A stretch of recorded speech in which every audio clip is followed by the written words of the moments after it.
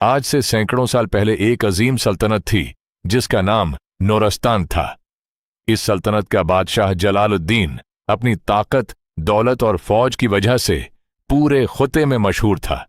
इसके महल में सोने के सितून थे, दीवारों पर कीमती जवाहरात जड़े हुए थे और उसकी फौज में हजारों सिपाही शामिल थे। लेकिन जलालुद्दीन की एक बुरी आदत थी, वो बहुत मगरूर और जालिम था। वो समझता था कि दुनिया में उससे ज्यादा ताकतवर कोई नहीं। एक दिन बादशाह अपने दरबार में बैठा था। वजीर, सिपाहसालार और दरबारी सब उसके सामने सिर झुकाए खड़े थे। बादशाह ने बुलंद आवाज में कहा, क्या उस दुनिया में कोई ऐसा शख्स है जो मेरी ताकत को चैलेंज कर सके? तमाम दरबारी एक आवाज में बोले, हरगुज नहीं हुजूर, आप सबसे अजीम बादशाह हैं। बादशाह मुस्कुराया और गुरूर से अपना सिर बुलंद कर लिया। इसी वक्त दरबार के दरवाजे पर एक बूढ़ा फकीर नमूदार हुआ।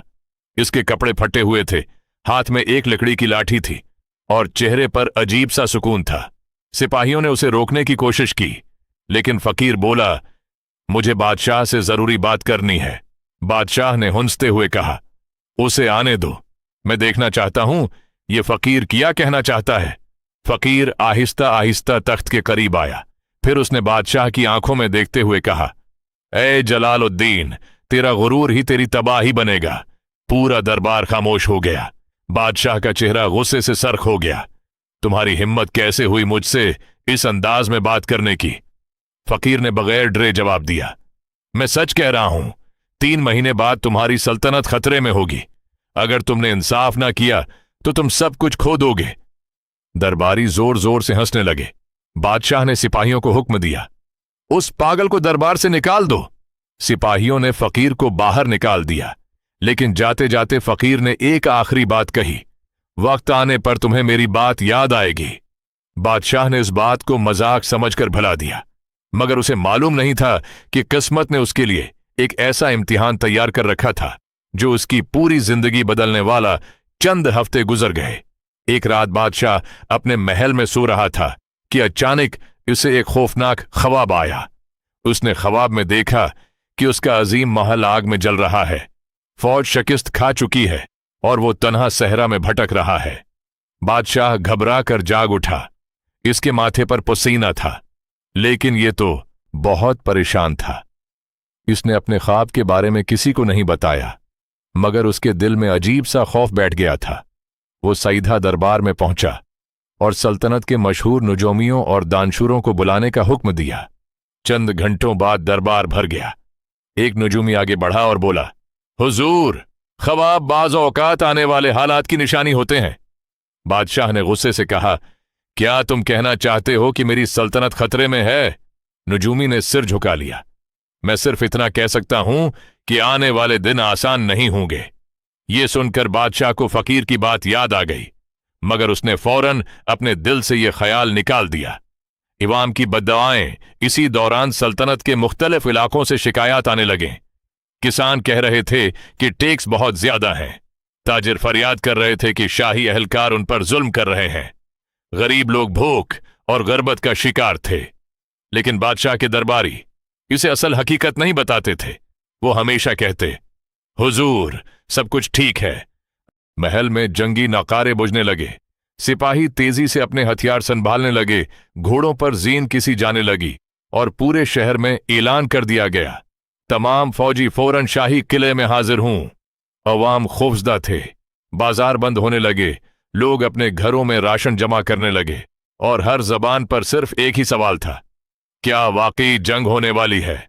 दूसरी तरफ दुश्मन बादशाह सिकंदर शाह अपनी लाखों की फौज के साथ नौरस्तान की सरहद के करीब पहुंच चुका था। इसने अपने सिपा सालार से कहा, हम सिर्फ तलवार से नहीं, अक्ल से भी जंग जीतेंगे। सिपा सालार ने पूछा, हुजूर, आपका क्या हुक्म है? सिकंदर शाह मुस्कुराया, नूरस्तान के दरबार में हमारे आदमी पहले ही मौजूद हैं। जब जंग शुरू होगी वो अंदर से दरवाजे खोल देंगे। सिपा सालार हैरान रह गया, यानी दुश्मन सिर्फ बाहर नहीं, महल के अंदर भी मौजूद था। इसी दौरान हारिस इस बूढ़े शख्स के साथ एक खफिया गार में पहुंचा। गार की दीवारों पर पुराने नक्शे और जंगी परचम लटके हुए थे। बूढ़े शख्स ने एक लकड़ी का संदूक खोला। इसमें एक खूबसूरत तलवार, सोने की अंगूठी और एक मेहरबंद खत रखा था। हारिस ने हैरत से पूछा, ये सब किसका है? बूढ़े शख्स ने जवाब दिया, ये तुम्हारे वालिद की आखिरी निशानी है। हारिस ने कांपते हाथों से खत खोला। इसमें लिखा था, अगर मेरा बेटा कभी ये खत पढ़े तो जान ले कि मेरी मौत दुश्मन के हाथों नहीं बल्कि अपने ही लोगों की गुदारी से हुई थी। महल का वजीर आजम इस साजिश का असल जिम्मेदार है। हारिस की आंखों में आंसू आ गए। उसने तलवार मजबूती से पकड़ी और किस्म खाई, मैं अपने वालिद का इंसाफ लेकर रहूंगा, मगर बेगुनाहों का खून नहीं बहने दूंगा। इसी रात महल में एक खफिया अजलास हुआ। वजीर आजम ने बादशाह से कहा, हुजूर, दुश्मन बहुत ताकतूर है, बेहतर यही है कि खजाना लेकर किसी महफूज मकाम पर चले जाएं। बादशाह ने गुस्से से कहा, मैं मैदान छोड़कर भागने वालों में से नहीं। वजीर ने सिर झुका लिया, लेकिन दिल ही दिल में मुस्कुरा रहा था। उसे मालूम था कि उसकी साजिश कामयाब होने वाली है। रात के आखिरी पहर एक निकाब पोश शख्स खामोशी से किले की दीवार फलांगकर अंदर दाखिल हुआ। वो सीधा इस दरवाजे तक पहुंचा जहां दुश्मन के लिए रास्ता खोलना था। जैसे ही उसने चाबी निकाली, अचानक पीछे से एक आवाज गूंजी, रख जाओ। वो हारिस था। हारिस ने अपनी तलवार खींच ली। नकाब पोश भी तलवार लेकर उस पर झपटा। अंधेरे में दोनों के दरमियान जबरदस्त लड़ाई शुरू हो गई। चंगारियां उड़ रही थीं, तलवारों की आवाज पूरे किले में गूंज रही थी। आखिरकार हारिस ने एक ताकतवर वार किया। नकाब पोश जमीन पर गिर पड़ा। हारिस ने उसका निकाब हटाया और जो चेहरा सामने आया उसे देखकर वो खुद भी हैरान रह गया। वो कोई आम जासूस नहीं बल्कि शाही महल का एक इंतहाई काबिल एतमाद अफसर था। इसके मुन्ना से आखिरी अल्फाज निकले, अस्ल गुदार वजीर आजम है। ये कहकर उसकी सांस हमेशा के लिए रख गई। हारिस समझ चुका था कि अब सिर्फ दुश्मन से नहीं